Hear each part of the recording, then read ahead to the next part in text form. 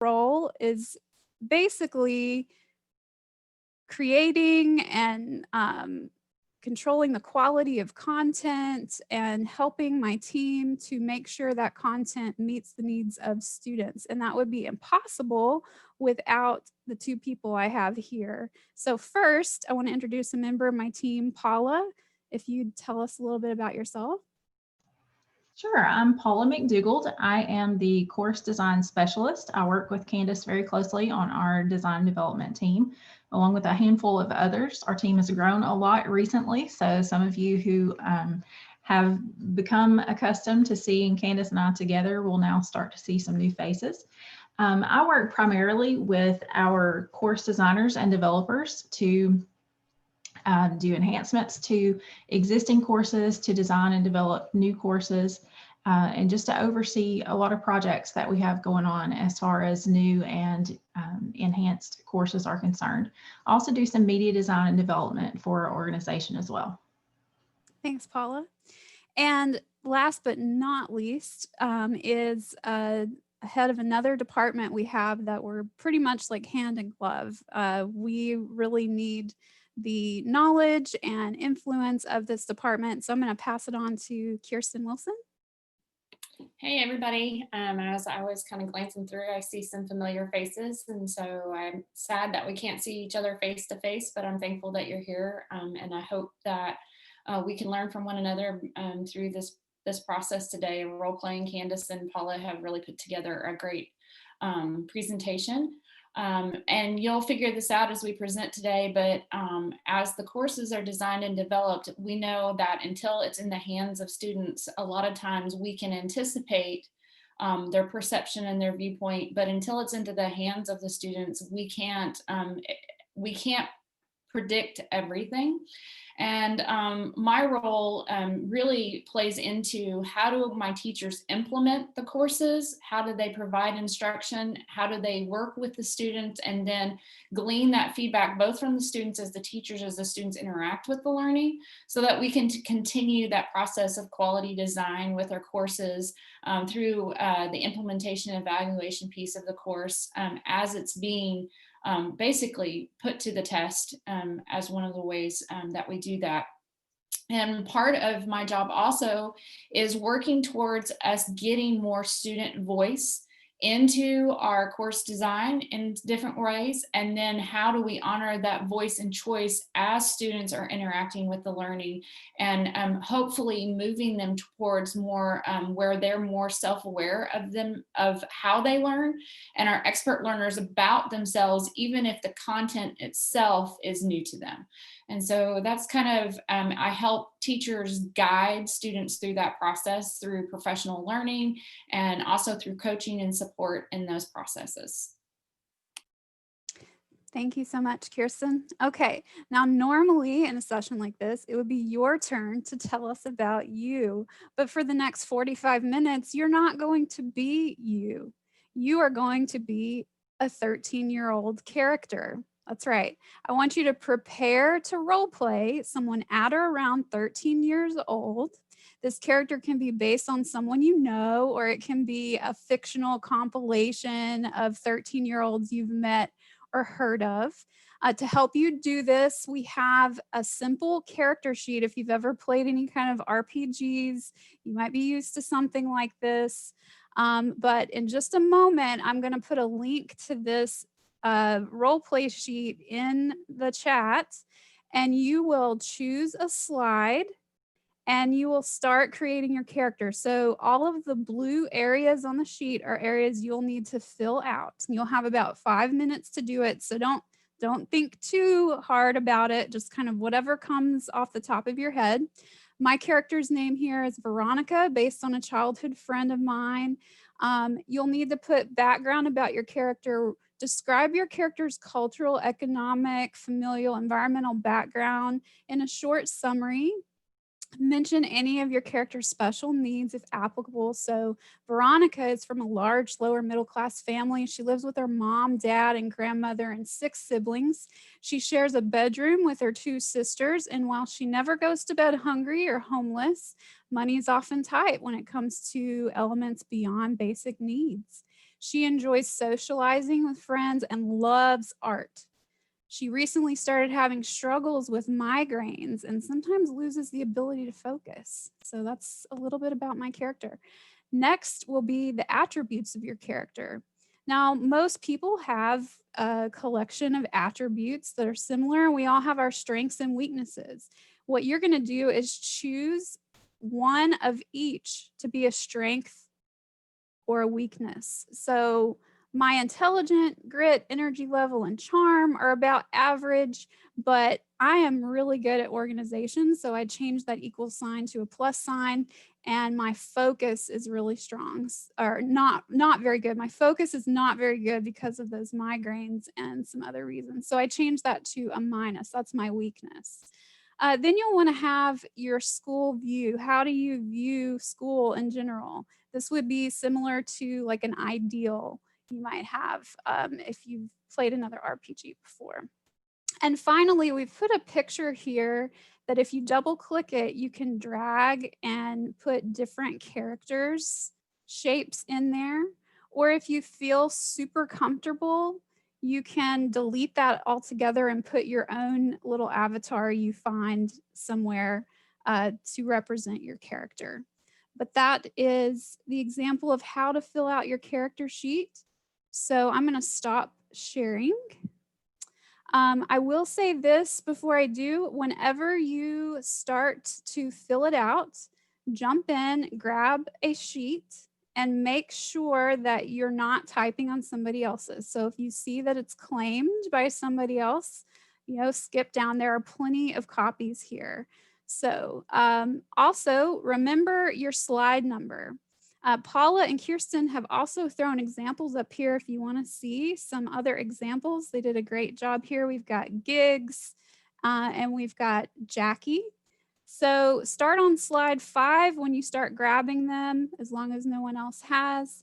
We'll see how this goes. You have 5 minutes. And let me put that link in the chat.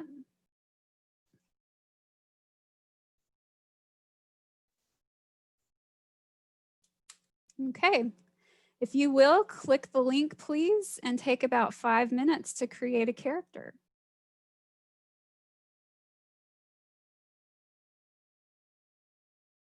I'll play a little bit of music for us while we make our characters.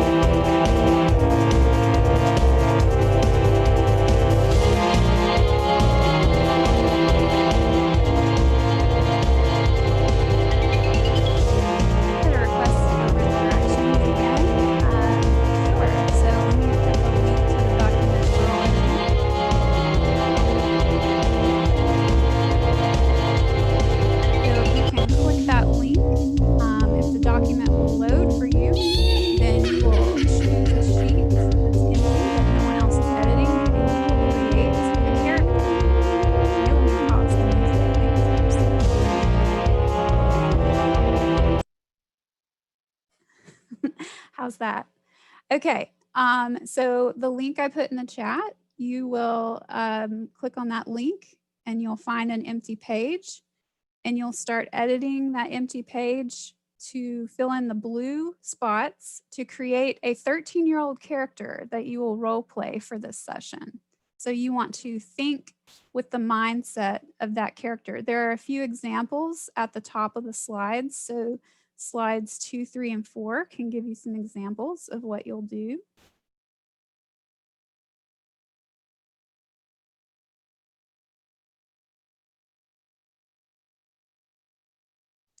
And we have about 2 minutes left.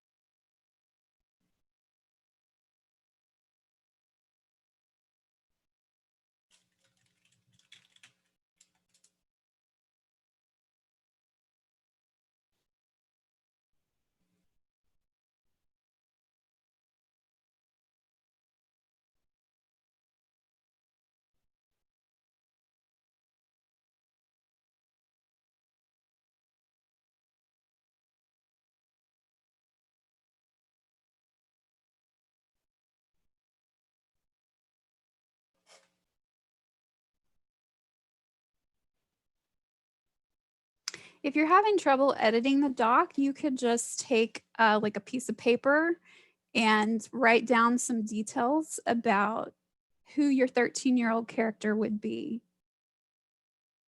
Name, a little bit about the background, strength and weakness of your character.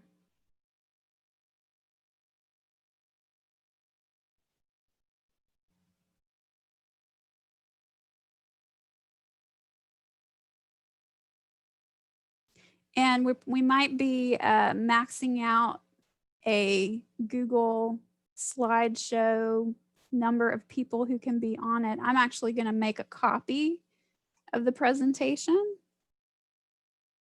and put a second link that is another copy of it. This is only for people to try if they're having trouble. So if you're doing fine on that first copy, don't worry about the second copy.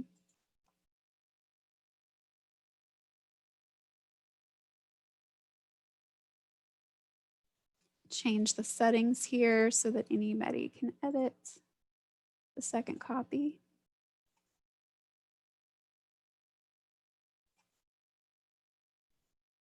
Okay.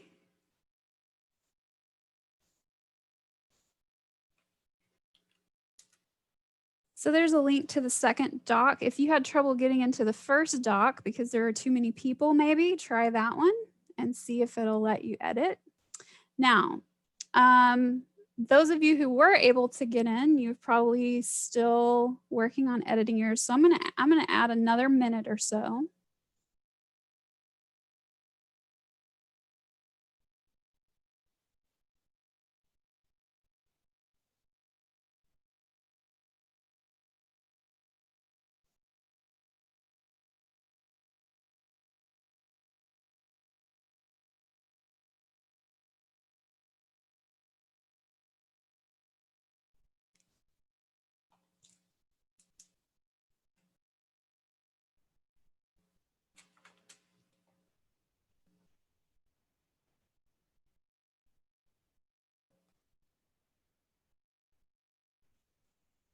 Okay, and we're going to go ahead and go into breakout groups where I want you to introduce your character in about 60 seconds to the other people in the room. You'll have about 4 people in there with you. So Susie, if we could do breakout groups, we'll need like 20 groups to get about 4 people per group. Okay. They can be Would random. you like me to set them up or would you like to? I can set you as host if you'd like to do it or. You can set me as host if you'd like me to do it. Yep. There you go. So introduce your character to your group. And if you had trouble creating a character, your group mates might be able to help you come up with ideas. If you just couldn't edit the document, you can write down details about your 13-year-old character on paper. So let me change the group settings here. So we have about 20 rooms and you'll get your invitation now. You have about 5 minutes to share.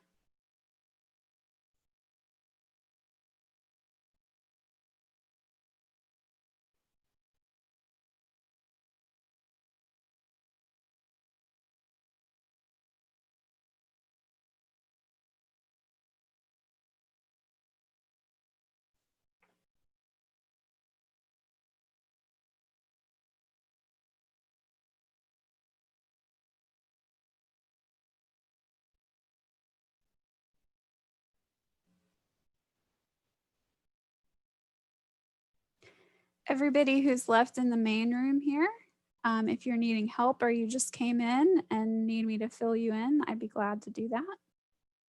You can just unmute and let me know.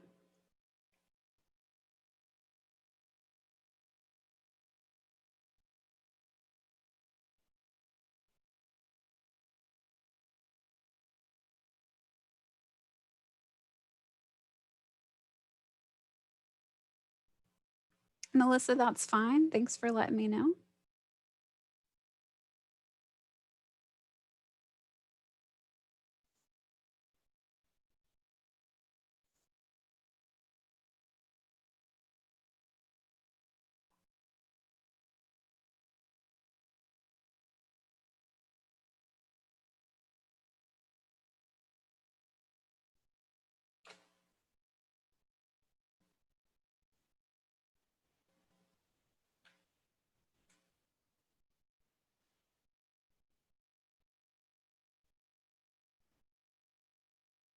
That's okay, Christian, no worries.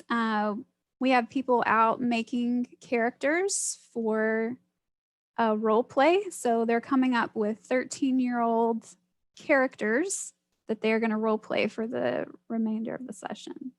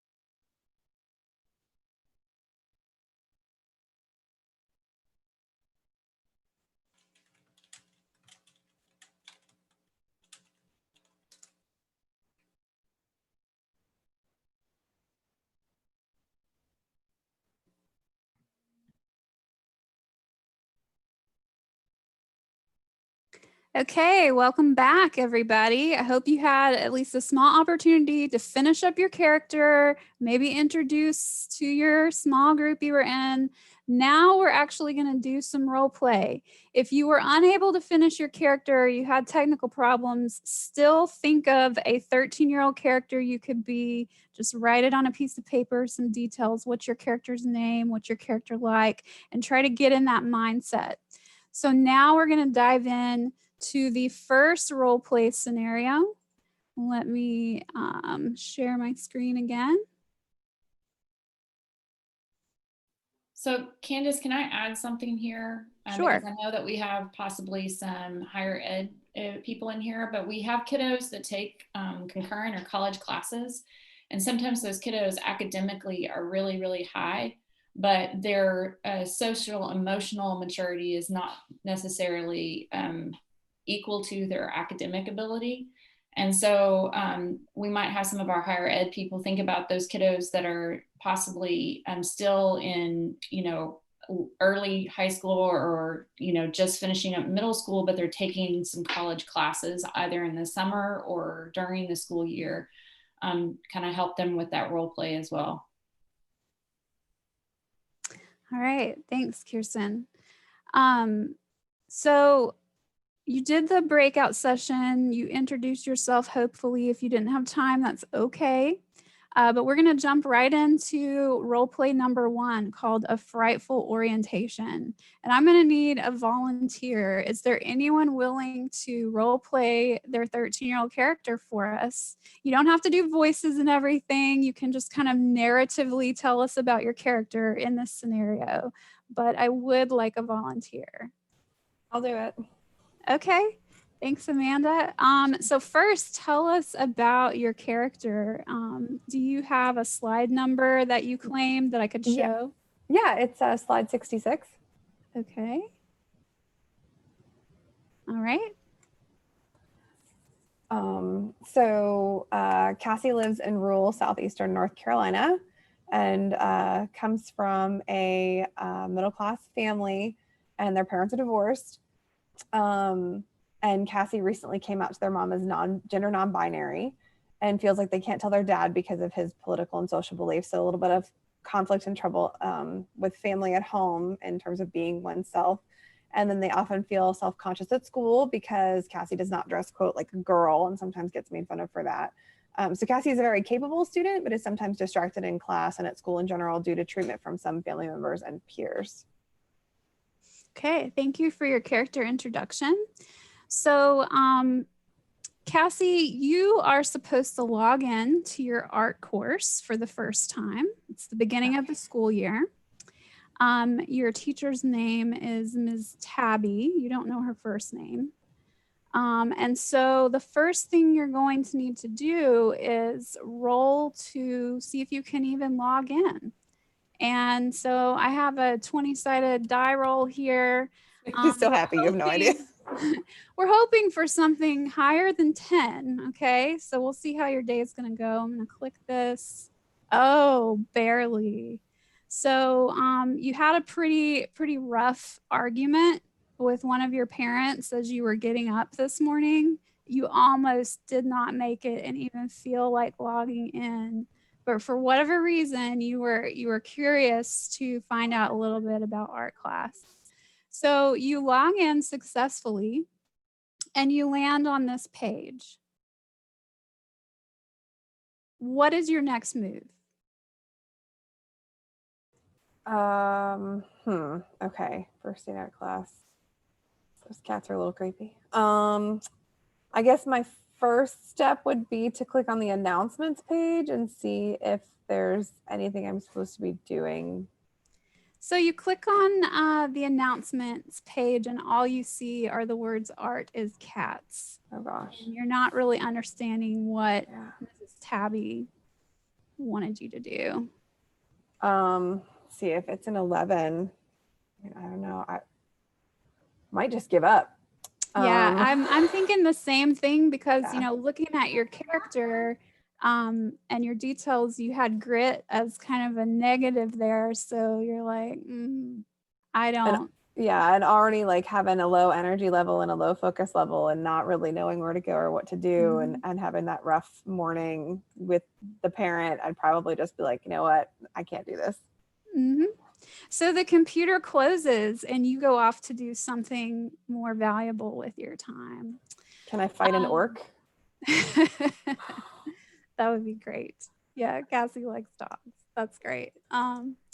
Okay, so I don't know what the rest of you would do, but I am going to see if I can send out a poll here. I want to know in this poll, what would your character have done? And if you do choose other, I might want you to type in the chat what the other thing is that you would do.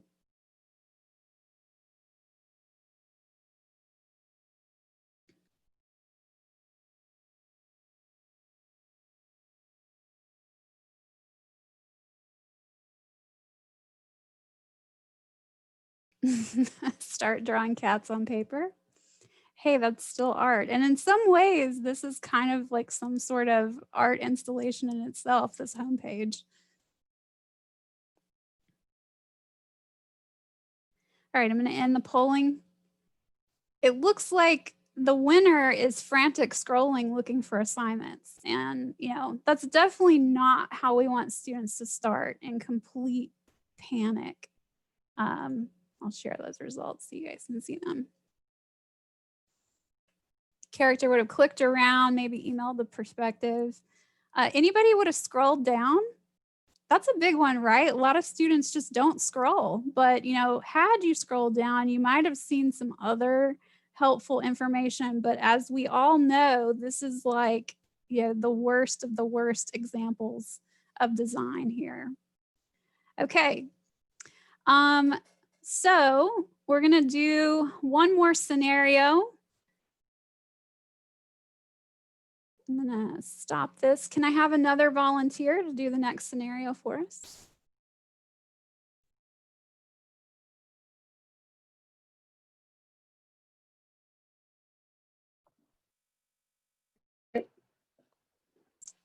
Curtis Eckerman raised hand. So Curtis, thank you. You're welcome.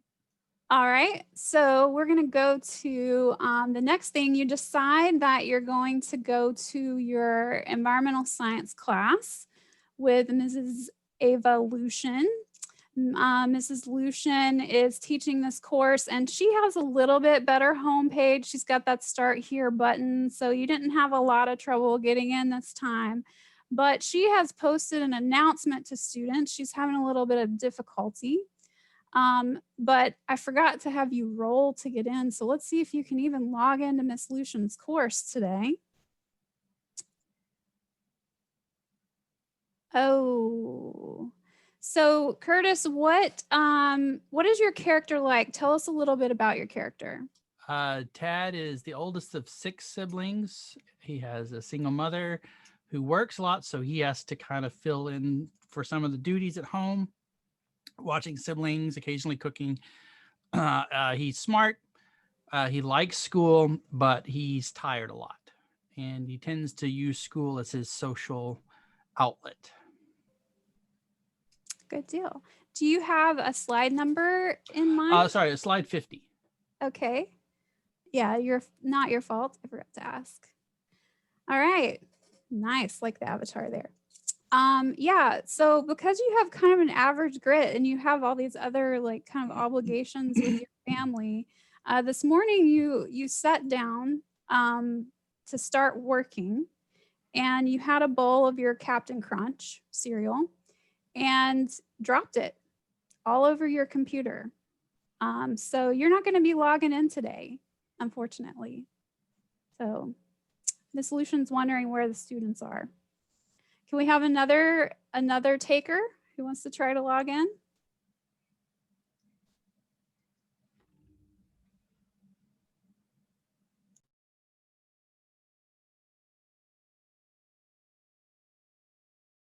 Even if you want to do it through chat, you can type through chat to us without unmuting.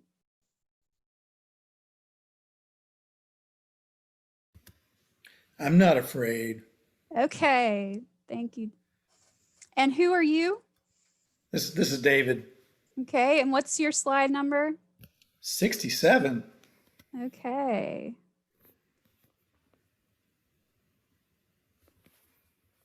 Hi, Diego. Tell us a little bit about your character. So Diego's just a good 13-year-old kid. He lives with his mom and his sister and his stepbrother. Dad got deported, so he's kind of, struggling a little bit. But he likes school. He's a smart kid, very intelligent, enjoys going to school. So intelligence is off the scale. He does stuff like tinkering and fixing stuff around the house, that kind of thing with his siblings, and mows grass for extra cash, right? That kind of kid is he's a hustle kid, but he's not very organized. This is his main thing. So he's kind of all over the place. Well, I'm going to say that Diego is able to log in this morning, because he's really nervous about an email he got. His teacher sent an announcement, and it was probably meant just for him. So what is Diego going to do first when he sees this announcement, do you think? Oh, he's going to click on the video and watch it. Okay. All Yeah. right. Let me make sure I'm sharing my sound really quick here. No, it wasn't. All right. Good morning, students. I'm extremely disappointed to say that many of you failed the last assignment. The demonstrations of your work were quite abysmal. In the old days, forget it. The old days are never coming back. But I would have just failed you with no further opportunity. But you are blessed to have second chances. Keep in mind, there will not be a third. I have repasted the instructions to the assignment below for you to read again. You just need to read. Read closely. Unbelievably, my mercy does not stop there. I have created an opportunity for you to get a few additional points with an enrichment activity researching bugs in your backyard gardens. You will need to write down the characteristics of the bugs you find near the fountains, the patio sitting area, turf grass, vegetable plants, and ponds or pools. Surely your mother can assist you in this area. That's all for now. And remember, science is life. Okay. So, how would that make you feel, Diego? Well, Diego isn't really sure if he failed or not because he's a good student, but he's going to okay, well, I'll go collect more bugs. He'll go do what she said. Well, I am going to do one more poll here, see how the rest of you would have responded to that. Let me find my next poll. How would you respond to a video message like that from your teacher?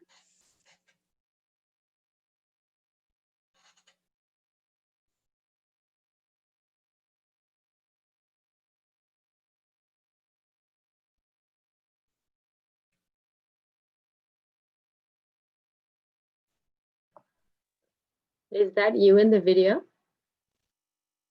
Yes. You're so funny. There's got to be an award for that. Hey, like in the times we're in right now, like, I don't know, you just have to try to find the light moments, I think. You did a great job. This is very Thank convincing.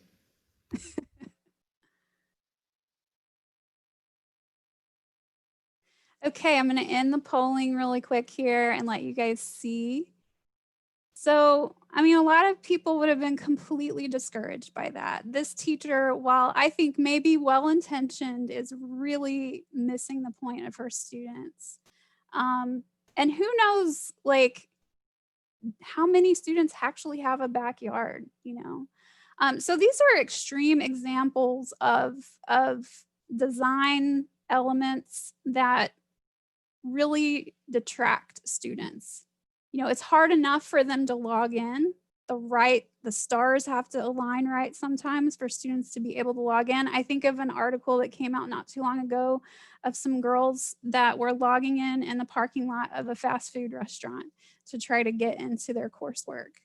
So I had some other things I want us to do, but as always, role playing takes a little time. I wish we could do a little bit more.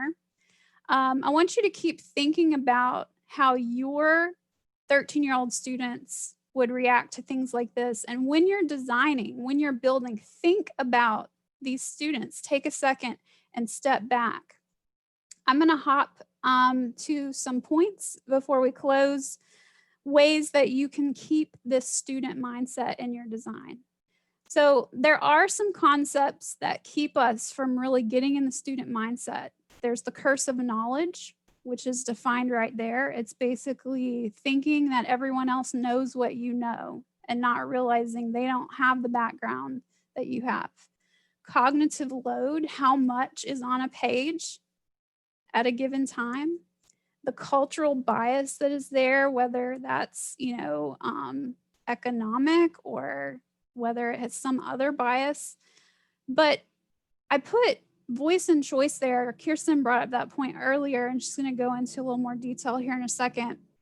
Giving voice and choice in your design can help open up that student perspective a little bit more. So there are 3 methods that can help you step into student perspective in addition to just role playing, maybe taking on the character. And so we'll talk about these 3. Question and adapt your design, first of all. Train like a student and give that voice and choice.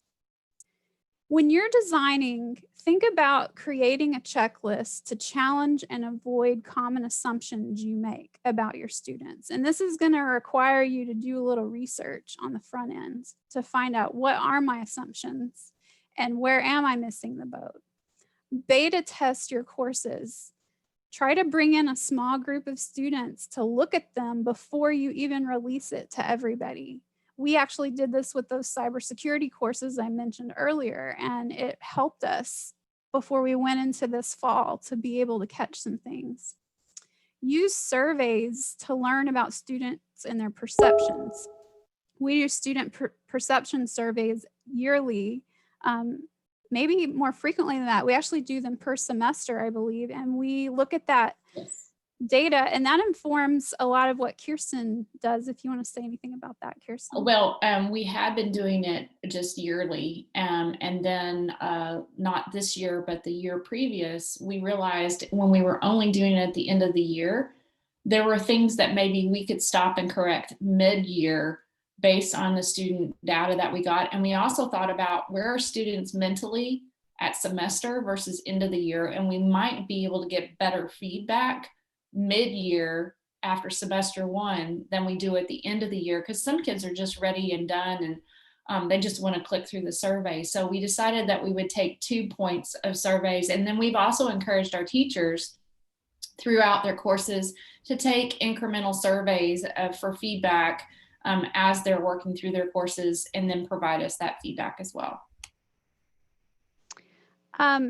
Yes, and then just allowing those teachers who are actively teaching to participate in the curriculum change process. So, in higher ed, a lot of times the teacher owns the course and has kind of full control over it. In the K-12 space, a lot of times teachers share courses, or there might be like a vendor curriculum that's included, but teachers need to have a strong voice in the curriculum because they're the ones that are interacting with the students on a daily basis. So equipping them to look at those surveys and learn about their students, and then give the voice back to admin on, hey, this strategy might need to change because it's not working for students anymore.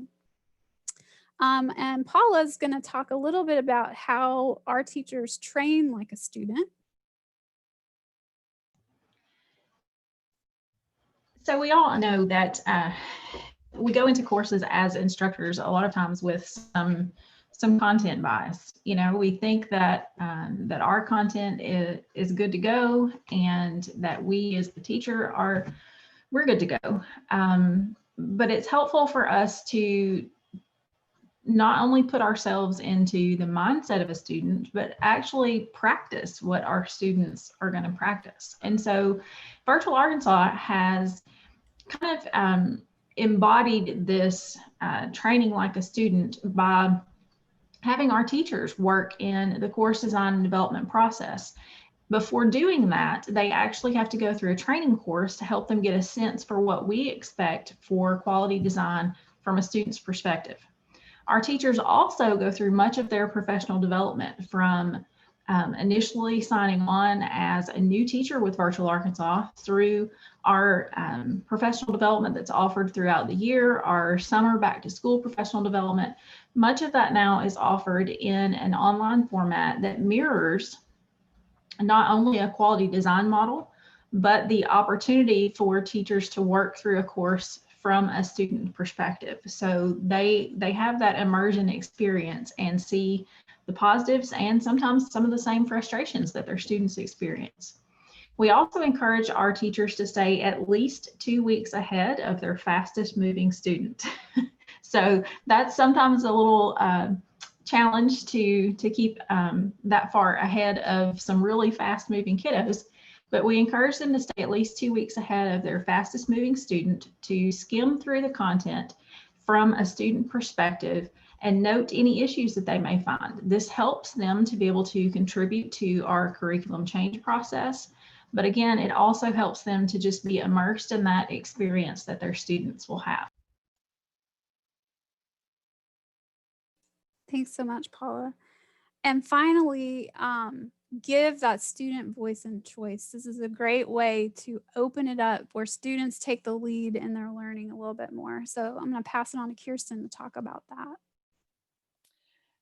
So this giving student voice and choice, as our teachers have been trained in the Quality Matters K-12 rubric, one of the things we talk about is alignment, and that's with the course objectives and then the module objectives, which we know course objectives are broader, and then they come into more specific objectives as they get into each module.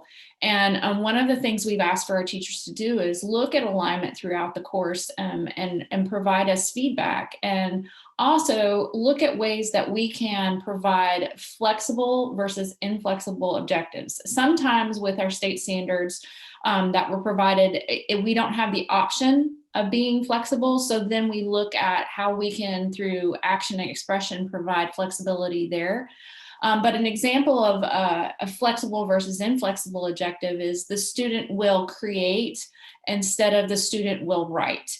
Because write immediately kind of puts them in a box on how they can respond, and being able to create allows for them to have multiple ways for action and expression and that. So being able to recognize those flexible objectives, and when we don't have them, is there a way that we can make the learning more flexible for the students so the students are able to have more ownership of their learning, and then use those learning objectives to guide, do I have it or don't I have it, and do their self-assessment.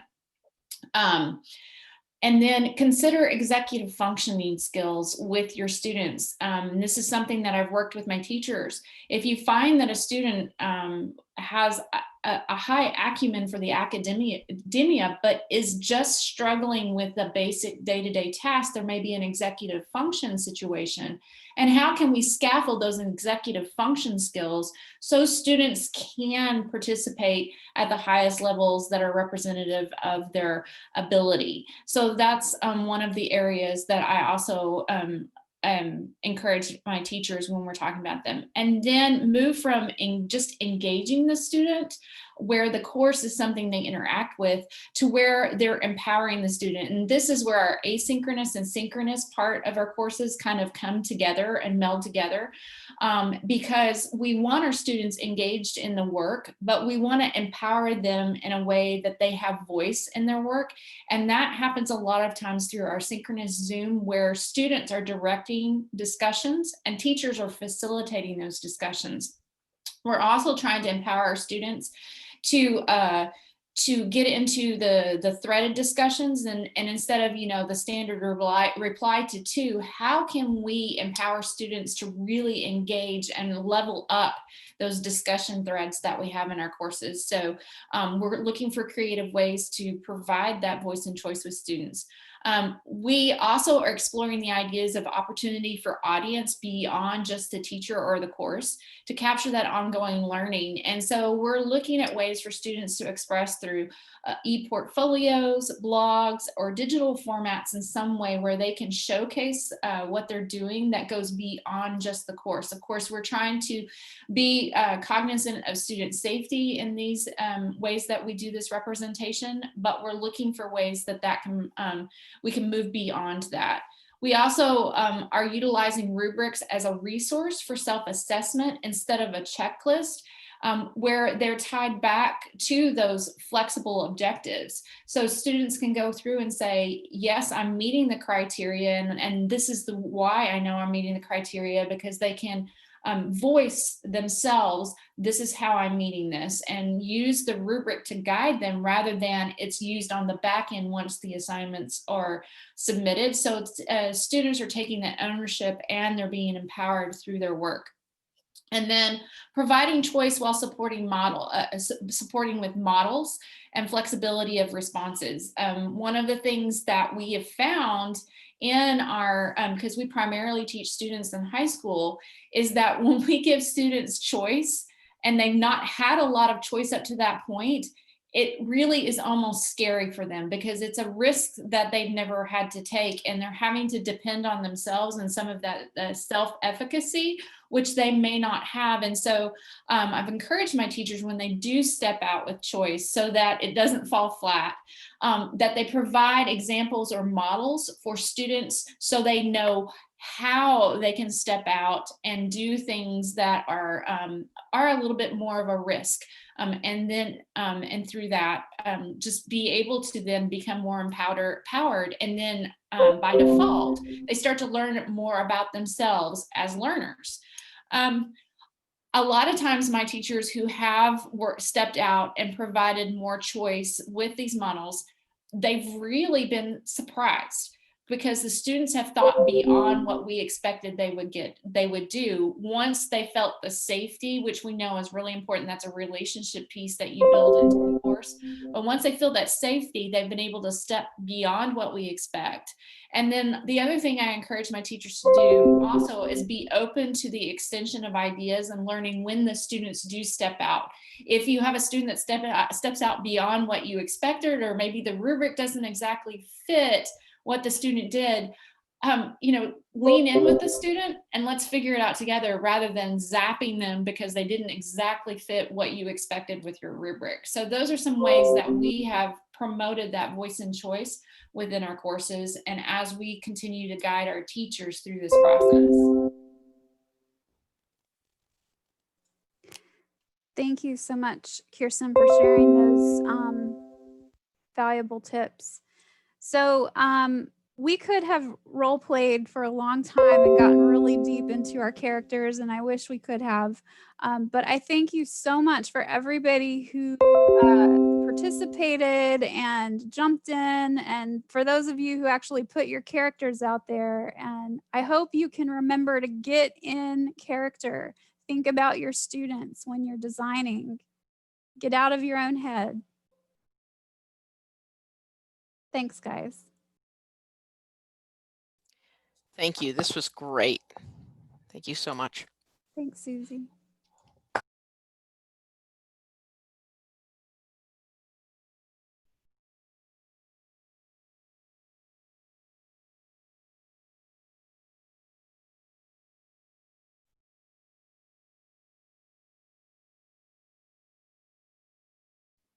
Thanks, Ronnie.